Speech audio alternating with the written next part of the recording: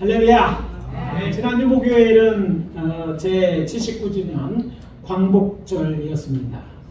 우리나라가 일제의 압박에서 해방된 참 기쁜 날입니다. 그런데 아시는 것처럼 안타깝게도 이날을 축하하는 광복절 경축식은 두 동강이나 열렸습니다. 사상 초유의 일이라고 합니다. 세종문화회관에선 정부 주최로 윤석열 대통령이 참석한 가운데 열렸고, 백범기념관에서는 광복회가 야당과 또 일부 시민단체와 함께 자체 기념식을 열었습니다. 이종찬 광복회장이 김영석 독립기념관장 인선에 반발해서 경축식을 보이콧한 것으로, 그 뿌리에는 이념의 대립에서 비롯된 과거사에 해석의 차이와 집단 이기주의가 있습니다. 문제는 이것을 정쟁의 수단으로 이용하여 광복절마저 쪼개 놓았다는 것입니다. 참으로 개탄스러운 일이며 조국의 미래가 민감합니다. 사실 과거사에 대한 해석은 누가 어떤 관점에서 서술하에 따라 달라지고, 그 이념에는 엉켜진 실태같이 오해와 진실이 뒤섞여 있기 마련이기 때문입니다. 그렇지만 진리는 다릅니다. 진리는 참과 거짓으로 구분할 수 있고, 이것은 잘 구분하여 참된 진리를 따라가야만 영생에 이를 수 있습니다. 요즘같이 진리가 왜곡되거나 심지어 부정되고 있는 포스트 모던 시대를 살아가고 있는 그리스도인에게 진리는 바로 아는 것이 매우 중요합니다. 따라서 저는 오늘 아침 로마서 1장 3에서 3장을 본문으로 복음을 믿지 않고 율법만을 의지하려는 유대인들을 향한 사도 바울의 가르침을 통해서 반대로 복음만을 의지하여 지켜야 하는 율법도 지치지 않고 살아가는 현대 그리스도인들은 들어야 할 하나님의 메시지를 율법의 오해와 진실이라는 제목으로 전하고 은혜를 나누도록 하겠습니다. 제목만 듣고 학생들은요 다 도망갔어요 지금. 정 목사가 오늘 목사는 굉장히 어려울 것 같다고 해서 이제 김은환 전사님 요새 조금 건강이 좋지 않아서 못 나왔는데 주일학교 예배실로 다 이제 데리고 들어갔어요. 사실 학생들이 그렇죠. 염려하는 보다 더 굳은 음식 같은 말씀을 먹어야 됩니다. 우리 교회 말씀이 어렵다는 건 저도 알고 여러분들이 알아요. 그러나 쉬운 것만 하다가는 신앙의 진보가 없습니다. 특별히 오늘 같은 이런 설교를 듣지 않는다는 건 참 걱정이 되죠. 왜냐하면 이것은 기독교의 큰 오해이기도 하기 때문입니다. 아무튼 이 자리에 참석하신 여러분들은 들어야 될 오늘 하나님의 이 메시지를 들음으로 특별히 율법에 대한 오해와 진실이 무엇인지 알고 살아가야 될 줄 믿습니다. 첫 번째 메시지는 이것입니다. 율법은 폐하여진 것이 아니라 완성되었다. 따라해 보시기 바랍니다. 율법은 폐하여진 것이 아니라 완성되었습니다.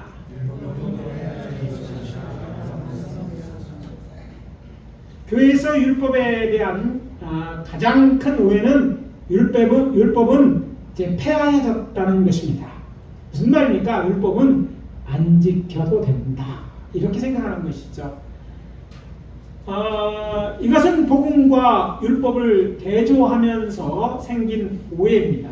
그리고 이러한 오해의 뿌리에는 아이러니하게 오늘의 본문인 사도 바울이 기록한 로마서 1장에서부터 3장이 있습니다.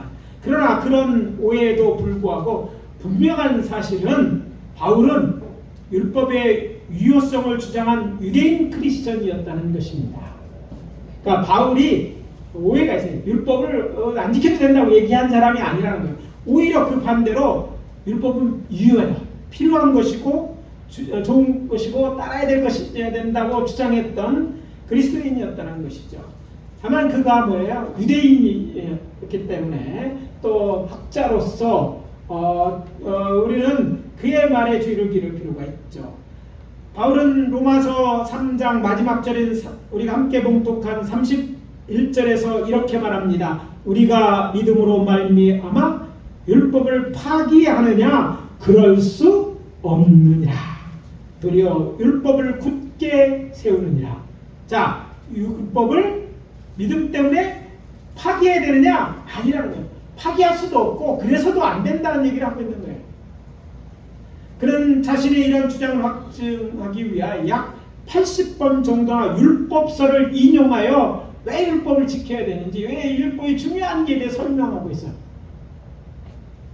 앞에서 아이러니하다고 얘기했죠. 근데 똑같은 본문을 보고 또 다른 서식을 읽으면서 사람들은 바울이 율법의 어떤 측면에 있어서 율법과 복음을 대조하는 것에 대한 오해를 가지고 이제 우리 복음을 얻었으니까 율법은 이제 끝났겠다. 예수 믿기 전에 사람들의 유대인들에 대한 얘기라고 치부하고 있다는 데 문제가 있는 것이죠. 특별히 바울은 다른 서식에서 율법을 부정적으로만 것처럼 보이는 구절들이 있기 때문에 그런 것입니다. 근데 사실 바울이 다른 서신서에서 이렇게 말하는 것은 율법을 자기의 의의 근거로 사용하는 사람들의 주장을 논박하기 위한 것이지 율법을 폐하했다고 주장하기 위한 것이 아니에요. 확인해 보도록 하겠습니다. 고린도후서 3장 6절입니다. 그가 또한 우리를 새 언약의 일꾼이 되기 만족하게 하셨으니 율법의 종으로 하지 아니하고 오직 영으로 함이니 율법의 종은 죽은 것이요 영은 살리는 것이니라. 자, 이거 보면 율법의 종은 죽은 것이고 영은 살리는 것이라고 하니까 율법은 없어졌다는 것처럼 오해하고 있지만 그건 다른 의미라는 것이죠. 또 갈라디아 3장 25절입니다. 믿음이 온 후로는 우리가 초등교사 아래 있지 아니하도다. 초등교사가 율법이라는 것이죠. 그러나 그 아래 있지 않는다는 이 말이 율법이 이제 다 필요 없다는 말이 아닌데, 율법에게는 아직까지 유효한 것이 있고 초등과정을 지나게 중등과정으로 넘어가잖아요. 그것처럼 그것도 중요한 건데 그건 없이 않다는 생각은 오해라는 것이죠. 그리고 이어지는 5장 1절입니다. 그리스도께서 우리를 자유롭게 하려고 자유를 주셨으니 그러므로 굳건하게 서서 다시는 종의 멍에를 매지 마라. 율법에 매이는 것, 종의 멍에를 매지 말라는 것처럼 보이는 것이죠. 이것은 신학자 월터 카이저의 주장처럼 이스라엘에 있어서, 교회에 있어서 항상 문제가 되었던 것은 사람들이었지 율법이 아니었기 때문입니다. 바울은 지금 율법을 지키는 사람들이가 문제가 있다고, 그들이 잘못된 신앙에 대해서 지금 계속해서 이야기하고 있는 것인데, 사람은 오히려 그것은 생각하지 않고 오히려 율법에 문제가 있다, 율법을 안 지켜야 된다고 오해할 수 있다는 것이죠. 이것이 전부가 아닙니다. 사도 바울보다 더 높고 더 큰 공의를 가지신 성자 하나님이신 예수님께서 그렇게 말씀하셨기 때문입니다. 우리가 함께 봉독한 마태복음 5장 17절 18절입니다. 내가 율법이나 선지자를 폐하라 온 줄로 생각하지 말라. 폐하라 온 것이 아니요 완전하게 하려 함이라. 진실로 너에게 이르노니 천지가 없어지기 전에는 율법의 1.1획도 결코 없어지지 아니하고 다 이루리라. 이 누구의 예? 성장지 하나님이신 우리 구주 예수님의 말씀이기에 이런 율법에 대한 모든 오해를 불식시키기에 충분해요. 예수님이 그렇게 얘기하신 거예요. 사람 어떤 바울이 혹시 그랬더라도 바울의 얘기보다 예수님의 얘기를 따라야 맞는 거예요. 아니, 바울이 그렇게 얘기하지도 않았어요. 심지어 신학자들의 얘기, 어떤 사람들의 얘기를 따르는 것은 옳지 않다는 거예요. 왜? 예수님이 말씀하신 것이 진리예요. 우리는 예수님을 하나님으로 믿고 따르는데, 예수님이 율법은 폐하지 않았다고 오히려 완전하게 하려고 하고 그 일을 외웠다고 얘기하셨는데 왜 율법은 폐해졌다고 생각하는 거예요? 내 마음대로 죄를 져도 된다, 율법은 이제 소용없는 것이라고 생각하는 거예요. 이거는요, 사탄이 주는 생각일 수밖에 없는 것이죠. 본문에서 말하는 내가 누굽니까? 우리 구주 예수님입니다. 그러니까 이 말씀은 산상순의 앞부분에 나오는 것으로 예수님께서 그의 공생의 초기에 하신 말씀인 것이죠. 17절에서 확인할 수 있듯이 예수님께서는 분명하게 자신은 율법이나 선지자를 폐하러 오지 않았다고 말씀하셨습니다. 대신 뭐하러 오셨다? 완전하게 하러 오셨다고 말씀하셨어요. 그러니까 예수님에 의해서 율법이 폐해진 게 아니라 예수님에 의해서 율법이 불완전한 것이 있었어요. 그런데 그 불완전한 것이 완전하게 됐다. 과거의 시대는 완전할 수 없었던 것들이 이제 예수님으로 이제 완전하게 됐다, 이런 얘기예요. 지키지 않으리라는 얘기 아니라, 그러니까 이 완전한 율법을 예수님도 지켰고 또 우리가 지켜야 마땅하다는 것이죠. 다 알고 계시리라 알겠지만 오늘 말씀을 보다 확실하게 알고 믿게 하기 위하여 물어보겠습니다. 성경에 여호와 하나님께서 율법을 폐하셨다고 말씀하신 적이 있나요? 없습니다. 따라서 그 말은 인간에게 율법을 주신 하나님께서 율법을 폐하지 않으셨는데 누가 무슨 근거로 율법을 폐하셨다고 말한다는 말입니다. 그렇게 말하거나 가르치는 자는 하나님의 사람이 아닙니다. 거짓 진리를 얘기합니다. 여러분, 요즘 큰 현대 크리스천의 문제는 궁금한 것을 인터넷에서 다음 같은 데서 물어본다는 거예요. 어떤 AI한테 물어봐요. 여러분 착각하지 마세요. AI는 성경이 아니에요.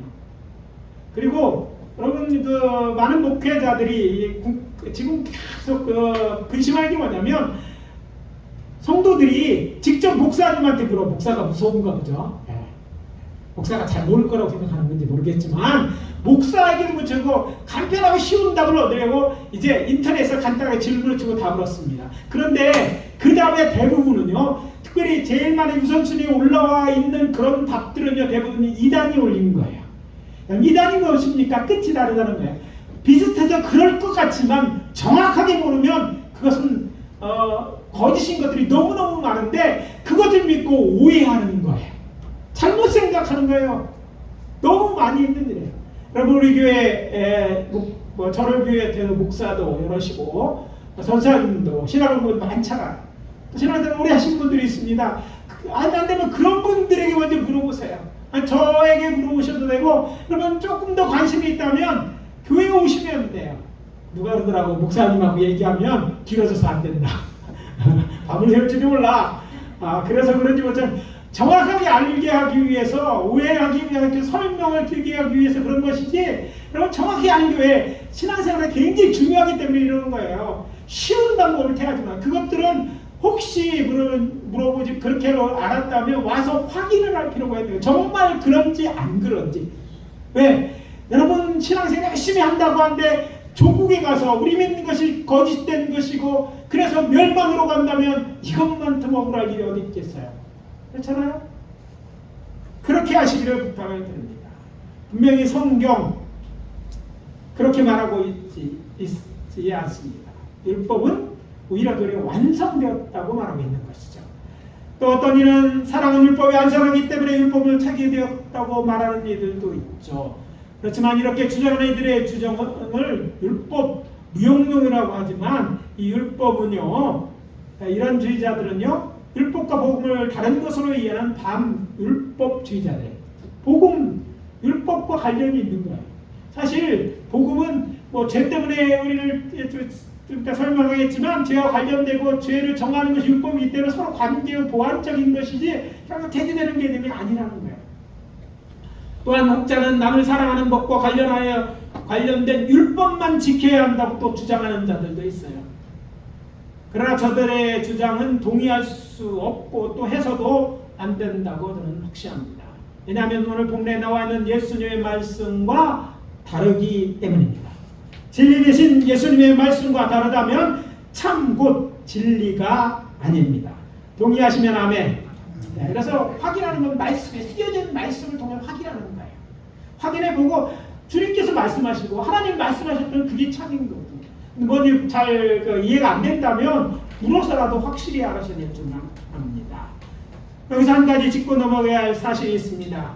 그러면 왜 율법은 폐하지 않은 것일까?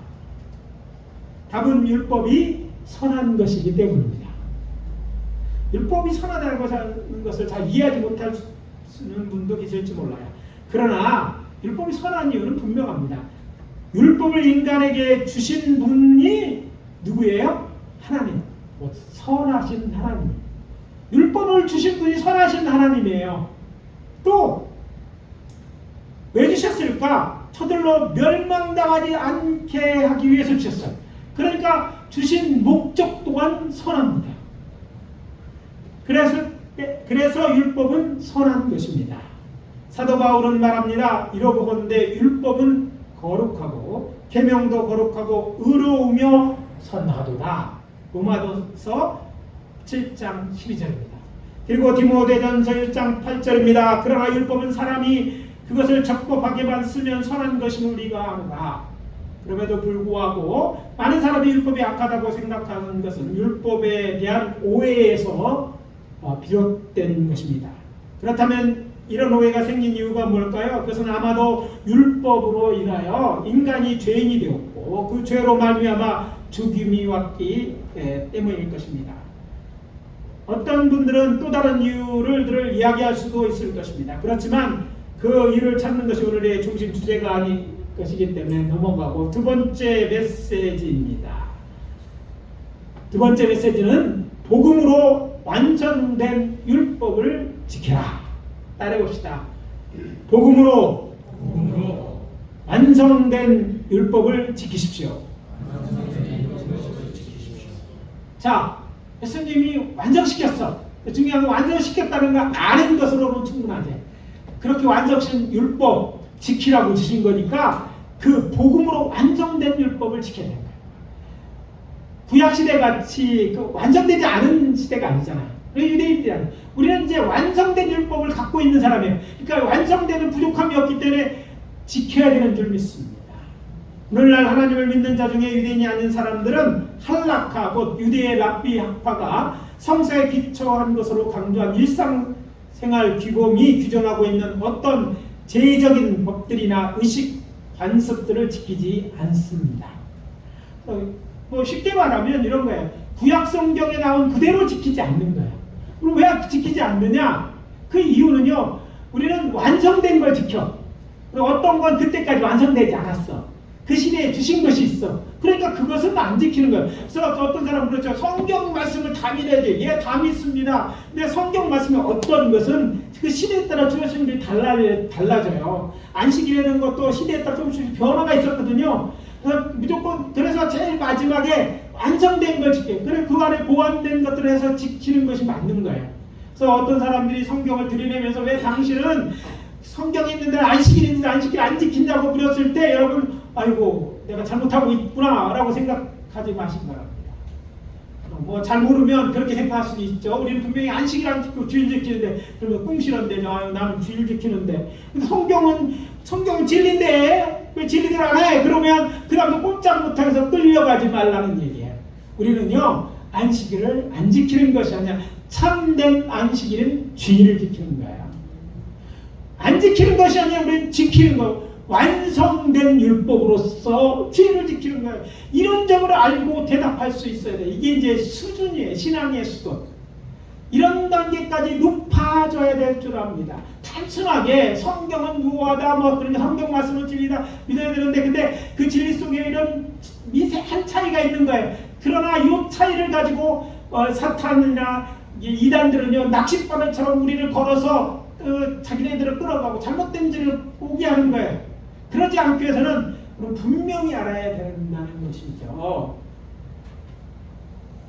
특별히 초대교회는요 이러한 유대적 관례를 비유대인들에게 요구하지 않았기 때문에 우리는 지키지 않는 것입니다. 초대교회의 모세율법을 지키는 것과 할례를 받아야 하는지에 대한 문제가 제기된 것은 이방인들이 복음을 듣고 예수를 믿음으로 하나님을 믿게 되면서부터입니다. 구약성경을 읽어보면 알 수 있듯이 주전 1세기경 이전에도 여호와 하나님을 믿는 이방인들이 있었습니다. 그때는 이방인이 유대교로 개종하는 것이었어요. 그때는 우리하고 틀려요. 오늘날 우리는 이방인이 하나님을 믿고 하는 것들은요 개종이 아니에요. 유대교로 개종하는 게 아니에요. 여기 차이가 있는 거예요. 그때는 개종하는 것이었기 때문에 저들은 유대인으로 유대인이 된다는 거예요. 그래서 유대인들처럼 저들은 할례를 받고 율법을 따를 것을 요구했고 그렇게 했어야 됐어요. 그러면서 그들의 수가 적었기 때문에 문제가 되지 않았어요. 대부분 또 유대인의 땅에 유대 땅에 거주하거나 또 그 외에 거주하는 자들은 대부분 유대인이 디아스포라와 함께 거주하면서 하나님에 대해서 듣고 믿었던 사람들이었기 때문에 그것이 종교지대 유대 공동체에 문제가 되지 않았던 거예요. 개종하면 됐어요. 그렇지만 예수님이 십자가에 달려 돌아가시고 성령 강림의 사건이 있은 후에 박해로 말미암아 흩어진 예수의 제자들이 예수의 명령을 따라 이방인들에게 복음을 전하게 되고 복음이 급속도로 전파되고 그래서 많은 이방이 교회 공동체에 들어오면서 문제가 생긴 것입니다. 유대로부터 내려온 예수 믿는 사람들이 저들에게 할례와 모세의 율법을 지킬 것을 요구했기 때문입니다. 저들은 그리스도인이 되었어요. 그런데 자기들처럼 너희들도 할례를 받아야 되고 너희들도 모세의 율법을 지켜야 된다고 요구하니까 이방인들은요 그럼 개종하는 거예요. 여기서 이 문제가 생긴 것이라는 거죠. 사도행전 15장 2절에 언급된 것처럼 이것은 교회 내에서 다툼과 변론을 일으켰습니다. 그래서 이방인의 첫 교회죠. 이방인들이 모여서 교회까지 만들어 이방인들이 많이 모여서 교회를 뜨는 안디옥 교회, 시리아에 있는 안디옥 교회죠. 이 문제를 해결하기 위해서 당시 담임 목회자였던 바나바와 바울 등 몇 사람을 예루살렘 교회에 있는 사도들과 장로들에게 보내서 여기에 대한 해결책 어떻게 해야 되는지에 대해서 답을 요구했던 거예요. 이 일에 예루살렘 교회에 있던 바리새파 출신의 성도들이 이방인에도 할례를 행하고 모세율법을 지키라는 것이 마땅하다고 주장하였어요. 사도행전 5절에 그런 얘기가 나와요. 그래서 사도와 장로들이 모여서 이 일을 의논하게 이뤘습니다. 많은 변론이 있었다고 성경은 기록하고 있죠. 그런 후에 저들이 내린 결론이 19절과 20절입니다. 당시 예루살렘의 교회의 감독이었던 예수의 형제 야곱의 의견이 받아들여졌습니다. 그 내용이 뭔가 이방인 중에서 하나님께 돌아오는 자들을 괴롭히지 말고 다만 우상의 더러운 것과 음행과 목매어 죽인 것과 피를 멀리하라고 편지하는 것이 옳으니 이는 예로부터 각성의 모세를 전하는 자가 안식일마다 회당에서 그들을 읽음이더라. 자, 이렇게 본문이 되어 있어요. 무슨 얘기입니까? 우상을 멀리하고 우상 숭배 금지. 구체적으로 말하면 십계명의 세 번째 계명은 준수해야 된다는 거예요. 사실 첫째 두 명부터 다 우상과 관련이 있는 거지만 엄밀하게 보면 세 번째 계명이 절하는 거잖아요. 그래서 요새는 우상을 멀리하라는 것이었고 또 음행을 삼가라, 성결한 삶을 살 것을 요구한 거죠. 또 십계명은 구체적으로 이제 보면 음행은 여인과 관계되어서 7계명과 관련 있는 것이죠. 그래서 계명을 준수하라는 것이고 그 다음에 나머지 두 가지는 목매어 죽은 주술을 먹거나 피채 먹는 것만은 삼가게 하자. 무슨 얘기냐? 부정한 음식 섭취 금지. 이런 부정한 음식을 정하고 정한 음식을 율법의 법에 유대인들은 먹어야 될 법이 있어. 어떻게 식사법이 있는데 그게 코세롯이라는 거예요. 코세롯의 기본이 뭡니까? 코셔라고 부르는 정결한 음식법에 해당되는 거, 인정된 것만 먹는 거예요. 코세롯 그런 법인데 이것을 이제 지키게 하자는 이것을 지키자. 그 목적이 뭐냐면 그 뒤에 나와 있죠. 예로부터 각성의 모세를 전하는 자가 안식일만 회당에서 그 길을 읽음이라. 무슨 말입니까? 그러니까 각성의 모세를 전하는 유대들과의 교제가 끊어지지 않기 위해서 그렇게 믿는 유대인 그리스도인들과 교제에서 최소한 특히 음식에 관한 그 음식법을 지킬 것을 요구하는 것입니다. 어떻게 됐습니까? 아주 간단해졌죠. 4가지로. 이 예루살렘 회의의 결정은 이방인 그리스도인들로 하여금 단 4가지 율법을 제외하고 모세 율법을 지키지 않아도 된다는 것이었습니다. 이후 이러한 결정은 모든 이방인 교회의 기준이 되었고 얼마 되지 않아 예루살렘 교회의 펠라로의 이주 또 AD 70년 예루살렘의 멸망으로 유대교와 기독교가 갈라서고 또 초대교회가 AD 90년에는요 구약 성경 39선을 경전으로 받아들이게 되고 또 AD 397년에는 카르타고 종교회의에서 신약 27개 경전으로 받아들였음에도 불구하고 종교개혁식으로부터 오늘에 이르기까지 종교회의에 붙여질 만큼 중요한 주제로 생각하지 않게 만든 것입니다. 그것으로 그냥 끝내버렸어. 그거 4가지만 지키는 걸로 끝냈어요. 여태까지 우리는 그것에 따라 지킨다고 생각했어요. 그런데 문제가 있습니다. 어떤 문제가 있습니까? 예루살렘 교회의 이러한 결정이 율법에 대한 예수님의 말씀과 다르다는 것입니다. 복음서는 물론 이 권위와 서신서 그 어디에도 율법은 지키지 않아도 된다고 말하는 것이 없다는 것입니다. 사도 바울은 서신서에서 율법이 선하고 얼마나 유용한 것인가에 대해 여러 번 언급하고 있는 것도 사실입니다.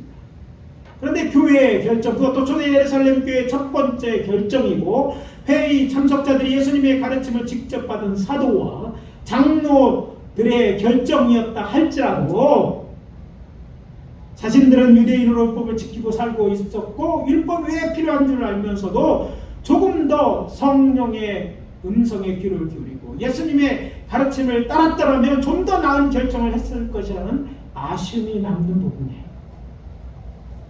결국 이렇게 아쉬운 결정은 교회의 전통이 되었습니다. 물론 신실한 그리스도인은 교회의 이런 결정에도 불구하고 율법을 선한 것으로 여기고 나름대로 십계명을 비롯하여 일상생활의 생활기구를 이루기까지 하나님의 말씀대로 때로는 유대인들의 규명을 참고하여 경건하고 살아있어서 다행스럽기는 합니다. 우리도 그들 중에 하나일 거예요. 그렇지만 안타까운 사실은 예수님께서 완성하신 율법을 따르려고 할 때 구약 속에 나온 율법 중에 어떤 것은 그대로 지켜야 하고 또 어떤 것은 다르게 지켜야 하고 어떤 것은 지키지 않아도 되느냐는 것이죠. 저는 앞에서 성자 하나님이 예수님께서 율법을 완성하러 오셨다고 말씀드렸습니다. 그런데 목회자며 신학교 교사였던 저도 하나님의 말씀을 연구하고 가르치고 또 교회를 맡아 목회하면서 이 점에 대해 좀 더 일찍 분명하게 정리해서 설명하거나 가르치지 못했습니다. 따라서 저는 이런 저의 불찰에 대해 성도님께 먼저 사과를 드립니다. 물론 부분적이긴 하지만 성도들의 삶에 대해 설교나 교육을 통해 말씀드리고 삶으로 본을 보이려고 노력했지만 그것은 어디까지나 간접적인 것이고 우회적인 것으로 상당히 미흡했던 것이 사실이기 때문입니다. 그래서 이번 기회에 정리해서 말씀드립니다.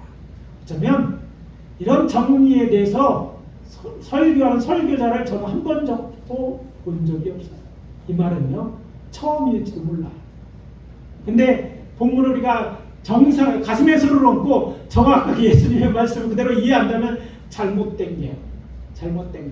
그러니까 바로잡는 거예요. 복음과 율법은 반대되는 개념이 아닙니다. 서로 보완되는 것입니다.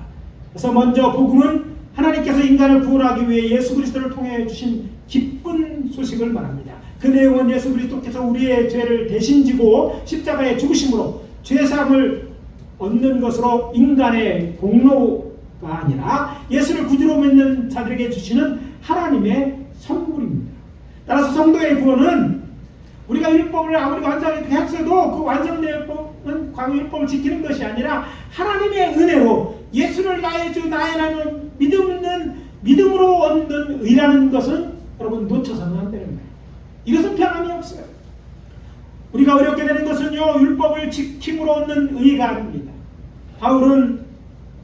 사도 바울의 고백처럼 그것은 불가능하기 때문입니다.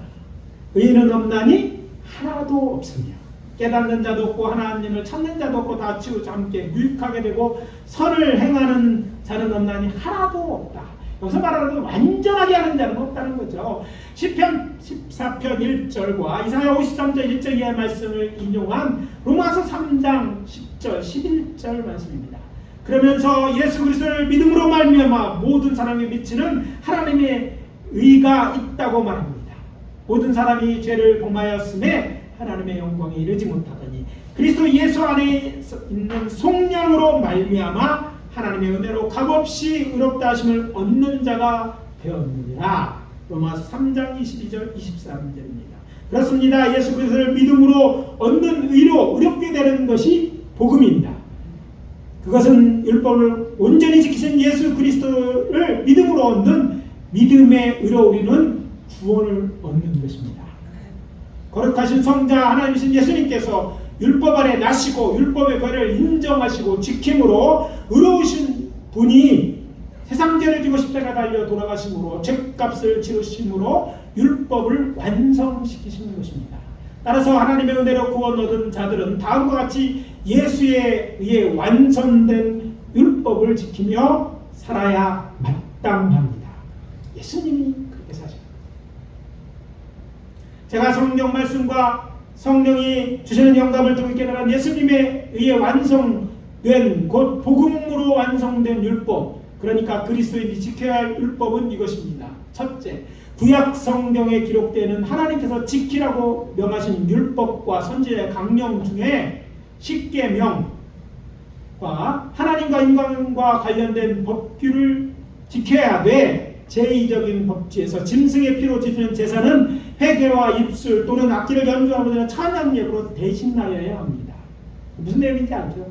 지켜야 돼. 근데 거기에 이제 피로 드리는 제사의 부분은 예수님이 한 번에 성자 하나님 예수님이 대신 죽으심으로 더 이상 피에 대한 제사를 드릴 필요 없어. 근데 그것은 이제 그런 형식으로 안 드려도 돼. 이미 예수님이 완성시켰으니까. 대신 그러면 그때 대신 그 예수님의 이름으로 회개하고, 잘못이 있다면 회개하고, 또 찬양의 제사로, 입술의 제사로 예배하는 것은 마땅하다는 거예요.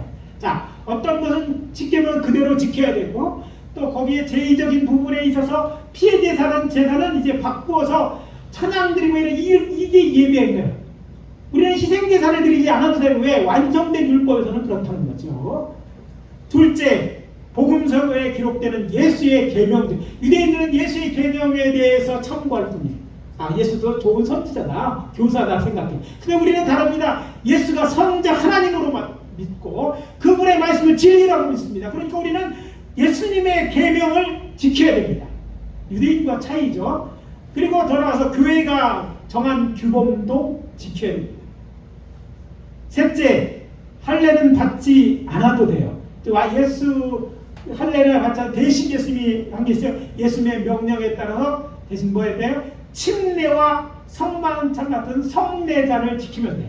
우리 침례 받으면 되는 거예요. 우리는 이번에 이제 우리 한겸이가 침례를 받습니다. 할례를 받지 않았어요. 우리는 헌화식을 하죠. 그렇지만 이것은 할례 받는 것과 유대인이 아니기 때문에 육신의 피를 가로 이런 일을 하지 않아요. 대신 주님께서 요구한 것은요, 두 가지, 침례 받는 거하고 성만찬을 지키는 거잖아요. 그럼 그것은 구약성경 유대인들은 안 지키고 우리는 지켜야 되는 거예요.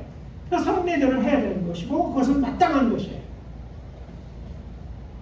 네 번째, 여호와의 절기 중에 안식일을 지키되. 모든 절기의 기본이 안식일이에요. 근데 안식일을 지켜야 되는데 참된 안식일은 주일로 지키고, 이게 유대인과 우리가 다른 거죠. 참된 안식일로 지키는 거죠. 다른 절기들은 지키지 않아도 됩니다. 대신 그 뜻을 헤아려 자신이 속되는 나라의 교회가 정한 절기를 지키면 됩니다. 자, 세 가지 유대인들의 절기, 유월절, 칠칠절, 오순절 지키라고 했죠. 이건 사실 자세히 보면 추수감사절을 관리했어요. 근데 유대인 이대 가나안 땅의 추수감사절은 우리하고 다르잖아. 우리는 8월 달에 8월 되고 이때가 추수 때잖아요. 그래서 교회가 그건 이제 우리 민족이 정한 거고, 교회가 민족과 다르게 교회가 정한 절기, 그게 추수감사절이죠. 맥주감사절, 추수감사절은 성경에 있는 우리가 알고 있는 유월절이 맥주감사절이고 오순절이 그들이 미리 주식이니까 추수감사절과 같다고 생각할 수 있어요. 또 모든 걸 다 추수하는 칠칠절도 감사. 이렇게 우리는 그 절기가 아니라 우리 민족은 이걸로 지키면 되는 거예요. 그럼 왜 우리가 유월절을 뭘 안 지키고 칠칠 오순절 우리 그 절기의 그 내용을 이야기하지만 그대로 안 지켜도 되는 것은 그 땅에 들어가서 유대인들에게 지키게 주는 명령이었어요. 우리를 향해 주신 것이 아니라, 왜냐하면 우리의 추수 때가 다 되니까 우리는 우리에 맞추어서 우리를 지키는 것이 맞다는 거죠. 다섯 번째, 인간과 인간 관계에서 생활과 관련이 있는 법들이 있죠. 그 중에 앞에서 잠깐 언급되는 식재료예요. 먹을 수 있는 재료, 이것이 코셔라고 그래요. 구별돼서 검증된 거, 인증된 거, 먹을 수 있는 음식, 그것을 코셔라 같은 법, 또 코셔를 하세라 코셔를 어떻게 식탁에 예절에 관한다든지 상해법이라든지 재산법, 재판법 등 일반 사회 규범은 팔레스타인에 살고 있는 유대인이 아니면 지키지 않아도 됩니다. 생활을 기본으로 대신 참고는 하되 자신이 속해 있는 사회의 건전한 규범을 따르면 됩니다. 우리가 있는 걸 지키면 돼. 우리가 있는 법을 지키면 돼요. 대신 건전한 걸. 잘못된 것도 법이라고 지키면 돼요. 지키면 안 되는 거예요. 요즘 뭐 이상한 법들을 우리나라의 그 정말 이승만 대통령한테 국회에 만든 첫 번째 우리의 법은요 상당히 성서적이었어요. 따라야 진짜 우리가 아멘해도 될 만큼 사실 재헌 것을 시작할 때요 예배 드리고 시작했잖아요. 이승만 대통령이 하와이에 있는 교회는 이승만 대통령이 개척한 교회예요. 한인교회, 하와이 한인교회. 저는 이제 교육하면서 성경 아이들 꼭 그 교회를 찾아가 봤어요. 그 당시에는 미국 교회인데 옛날에 그 영화 이번에 나올 때는요 그게 막 미국인께서 막 돌 맞고 이러더니 결국 미국인들 포기했는지 다시 한인교회가 인수했어요. 그래서 이제 박물관 뭐 쓰고 있고 다 예배도 드리는데 뭐 우리나라 경복궁같이로 해는 교회가 있더라고. 그게 이승만 교회가 개척한 그 교회인데 그 이승만 대통령이 크리스천이었고 실천적인 교회였어요. 그러니까 한국에 와서 법을 만들 때 그런 것을 기초로 해서 신앙 관점에서 만들었기 때문에 믿는 사람이 생각하기 좋았어요. 미국이나 여기서 시키면 법에 있어서는 우리나라 법이 굉장히 그래서 거꾸로 가고 있어요. 죄 아닌 것을 죄라고 얘기하고 뭐 이제 막 이상하게 자꾸 바꾸고 있어요. 다투기 어려운지 여러 사람이 항상 맞는 게 이제 아니잖아요. 그러나 이런 쪽으로 가고 있어요. 그래서 건전한 규범을 지키라고 말하는 이유는 이유. 혹시 법으로 뭘 정했더라도 하나님의 법하고 틀리면 다른 거예요. 그것 때문에 대가를 지불할 수 있어야 돼요. 저는 그래서 건전한 규범인데 이 규범은 유대 것이 아니라 우리 사회의 규범을 지켜야 된다고 합니다. 크리스천들은요 세상 법도 잘 지켜야 됩니다. 아멘 하세요 이제. 아멘. 물론 잘못 지켜서 딱지 끊는 거 잘하는 일 어쩔 수 없어요. 근데 생각해보면 딱지도 끊을 수 있죠. 뭐 그것은 뭐 큰 죄라기보다는 상황이 그런데 지키려고 해서 그러면 뭐야 잘못을 어겼으니까 세금 꼬박꼬박 내고 일찍 내서 또 30% 감면받고 아무튼 그런 거예요. 그렇게 건전한 규범은 지켜주는 것이 맞다는 거죠. 마지막으로 예수님께서 당신의 삶으로 보여주신 죄를 정죄하기보다는 병자들을 고쳐주고 병을 고쳐주고 먹여주고 돌보아주고 더 이상 죄를 범하지 말라고 가르치신 이 사랑의 법을 따라 살아야 합니다. 마지막이 중요해요. 예수님은 말로 가르친 것도 있지만 그의 공생의 삶으로 보여주는 게 있어요. 그게 사랑의 법이에요. 우리가 성문법과 이렇게 글자로 쓰여져 그렇지 않은 법이 있다고 얘기하죠. 우리가 따라야 될 법 중에는요. 이렇게 뭐 글자로 이렇게 지켜야 돼 있지는 않지만 예수님의 우리의 모범이 되고 우리가 따라야 예수님 보여주신 그것이 있잖아요. 예수님 죄대로 잘 되는데 정죄하고 심판을 걸 미루시고 그의 문제 그가 뭐예요? 했을 때 병 났다면 묻거나 따지지 않고 병을 고쳐주셨어요. 배고픈 자를 먹이시고 죄인들을 찾아가 주셨어요. 그건 이해할 수 없는 것처럼 죄인을 용납하게 대신 죄를 짓지 말라고 하셨지만 먼저 정죄하는 일. 그래서 요즘 참 한국 교회들은 율법의 구약의 같은 다 율법에 아니 신약성의 바리새인 같은 그리스도인이 너무 많은 거예요. 정죄하고 이건 예수님의 사랑의 법과는 좀 다른 거예요. 먼저 정죄하기 전에 심판은 하나님이 하시지만 예수님이 보여주는 거 정죄하기 전에 아프면 돌봐주는 거예요. 사랑해주고 그리고 그렇다고 죄가 아니라는 게 아니라 그러면서 더 이상 죄를 짓지 못하도록 해야 되는 거예요. 그러나 그의 억울한 점과 아픔과 이런 걸 돌보는 이런 일들을 먼저 하시면서 그런 사랑의 법을 실천하시는 것이 이게 우리가 따라야 되는 예수님의 완성한 온전한 율법인 것입니다. 이 모든 법을 아는 것보다 이 법을 지키며 살아가는 것이 중요합니다. 그렇게 하루하루를 하나님께 영광 돌리는 삶을 살다가 우리의 인생이 끝나는 그날 우리를 기쁨으로 받으러 나오시는 우리가 사랑하는 우리 구주 예수님을 만나야 할 것입니다. 오늘 말씀 마무리합니다. 오늘 우리에게 주신 하나님의 메시지처럼 율법은 폐하해진 것이 아니라 완성되었습니다. 복음으로 완성된 율법을 지킴으로 하나님의 평안을 누리고 주께서 우리를 부르셔서 영원한 하늘나라에 이를 때까지 행복하고 복된 인생을 살아가시는 사랑하는 성도 여러분 다 되시기를 예수 그리스도의 이름으로 축복합니다. 축복합니다. 기도합니다. 아버지 하나님, 율법의 오해와 진실이 무엇인지 은혜를 나눴습니다. 이 메시지를 오늘 마음에 새기고 실천하는 저희들 되게 도와 주시옵소서. 예수 그리스도의 이름으로 기도합니다. 다 같이 일어서